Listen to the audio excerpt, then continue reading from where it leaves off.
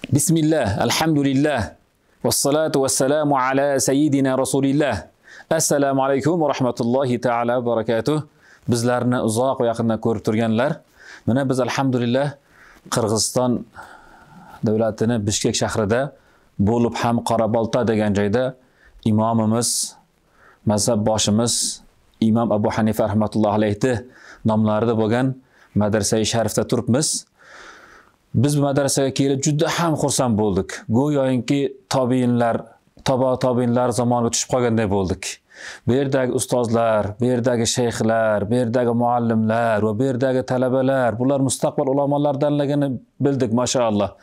Bularni odobi, axloqi, yurishtirishi, bunaqa odob axloq, bunaqa yurishtirish, bunaqa holat biz ko'rmaganmiz. Hattoki Misr diyorlarida ham, arab diyorlarida bunaqa holat ko'rmadik illa bu yerda.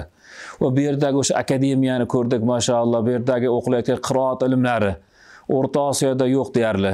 Va arab davlatlarida ham yo'q, illa qalil Azhar Sharifda tahfiz Qur'onlarda Azhar Sharifdagi o'sha mahalliy qiroatda bo'lmagan bo'lsa, boshqa davlatlarda biz eshitmadik, illa bu yerda ko'rdik, maşallah.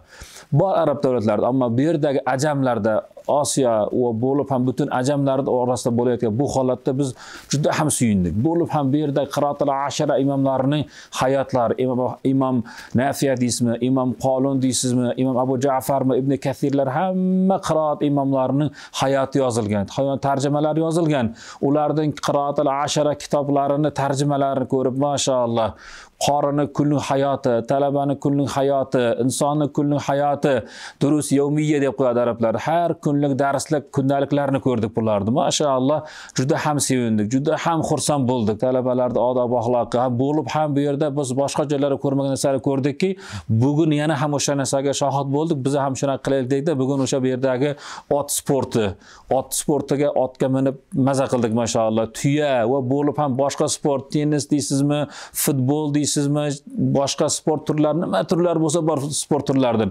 Talabalar zehni o'tkirlash, talabalarni yana qonun yurishtirish, ularni ilmda yana ham kuchaytirishlik va bugun o'sha akademiyalar kirib chiqdik. Tahfiz Qur'on akademiyasiga, fiqh akademiyasiga, tafsirga, hadisga ham akademiyalar kirib chiqdik. Maşallah, hammalari o'sha biz o'ylaganimizdan ham oliy darajada. Arablarda fawqal vasf deb qo'yadi. Biz o'ylaganimizdan ham ziyoda, maşallah. Juda ham sevindik. Alloh taolo bular ishlarini bardavom qilsin, ziyodalik qilsin. Bu ham talabalarning o'sha powerlikda mahoratligi, tikuvchilikdagi mahoratligi, bu yerda ham o'sha mehnat faoliyati chiqarar ekanda. Bu yerdagi talabalar tikuvchilikda qilayotgan ishlari, bu yerda talabalar powerlikda qilayotgan ishlari, mehnat va nima soha bo'lsa hamma sohadan borligini ko'rib juda xursand bo'ldim. Mana bu yerlarga qancha butun dunyodan ulamolar kelishgan ekan. Bo'lib ham bizni yaqinda Alloh rahmat qilsin muftimiz Hazratimiz Usmonxon domla hazratlari kelib ketgan ekan bu yerga. Va yaqindan kelib ketgan mana Abdurashid Sufi hazratlari biz guvoh bo'ldik, o'zimiz shayximizga biroz o'qib bergan bo'ldik. Bu yerdagi qorilar qiroatul ashara o'qib beryapti bular, maşallah. Va undan oldin keyin qancha sobiq ulamolar kelishgan ekan bu yerga. Bu buyuk davlat ulamolari keldi, davlat arboblari ham kelishgan ekan bu yerga. Yana ham ular ko'paytirsin. Yana ham buyuk ulamolar kelish nasib qilsin. Ulamolar kelib bu yerda ilmlarini berib, ulamolar kelib bu yerda duolarni qilib ketishligi, o'sha ulamolar sababdan butun dunyoga ulamolar chiqishligini Allohdan bu yer nasib ro'za aylasin. Bu yerda ustozlik qilib turgan, shayxlik qilib turgan ustozlardan Alloh rozi bo'lsin. Bularning farzand zurriyotlaridan Alloh taolo ulamolarni, qurronlarni chiqarsin. Har bir amallarda payg'ambar alayhisalomning sunnatlariga muvofiq amal qiladigan, qiyomat kunida payg'ambar alayhisalom ummatim deb faxrlanadigan ummatlar chiqish nasib qilsin. Qiyomat kunida payg'ambar alayhisalom shafaatlariga loyiq bo'ladigan, Alloh taolo dunyoda qisman bo'lsa-da, vaqtinchalik bo'lsa-da payg'ambar alayhisalom bilan qo'shni qildi.